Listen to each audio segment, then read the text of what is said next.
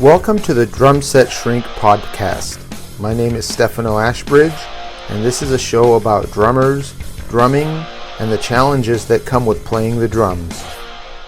If you've ever gone through a period of time where you feel like everything you play sounds the same, or you just want to come up with some new ideas, here are some things to help you get creative with your playing. Study and observe what great drummers have done. If you play in a cover band, you're in a position to learn the parts that successful drummers have played and how it affects the music. If you're not in a cover band, you can do the same thing by analyzing, learning, and paying attention to the parts of great songs. This isn't to say to just copy what others are doing. Think about the concept behind what's going on. For example, in the first verse, the snare is a cross stick on the count of 2, and there's a tom instead of the snare on the count of 4. Or in the bridge, the drummer plays a halftime marching feel. So think about what these concepts do for the music. Some things to pay attention to would be, are the drums playing with or against the other rhythmic instruments? How do the drums support or interact with the melodic instruments? Are the fills more rhythmic or melodic? I do recommend learning and transcribing specific parts though. From there you can take it further and just make it your own. Study what other instruments are doing. The drums are primarily a rhythmic instrument, but you can get some inspiration by analyzing the melodies and phrasing of the melodic instruments in songs.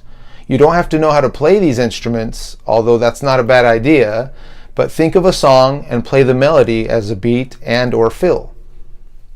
Study different styles of music. You can get some fresh ideas about the things that I mentioned previously by analyzing music in different genres. For example, if you're primarily a rock drummer, studying jazz can give you ideas as to how to interact with other musicians. You can even get ideas from different periods of the same genre. Rock and roll from the 1950s is different than rock and roll from the 1990s, for example. Create with your existing vocabulary. You can take what you already know and try adding, subtracting, and altering it. Take a beat and fill that you know well and add flams and drags to spice it up.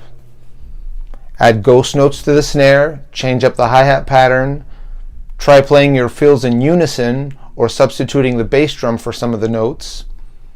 Play some of the fills as doubles. Orchestrate the phrasing of your beats and fills around the drum set. Get creative with instructional books. Try to apply the exercises in books that you are working out of. Make a beat or fill out of what you're working on when you have a grasp of it. You can make beats and fills out of the rudiments. Start them at different parts of the measure to get them to sound completely different. Change your point of view. You can also get some creative ideas by changing up your drum setup, tuning or muffling your kit differently, playing with different drumsticks or brushes, or adding electronics to your setup. Just like anything, the more you practice something, the better you get at it. It may be worthwhile to make working on your creativity part of your regular practice routine. I recommend recording what you come up with to see how it sounds, and more importantly, think about how and where you would use these things appropriately. I hope this helps. Thanks for listening. You can find me at drumlessonsinla.com. My name is Stefano Ashbridge. Until next time.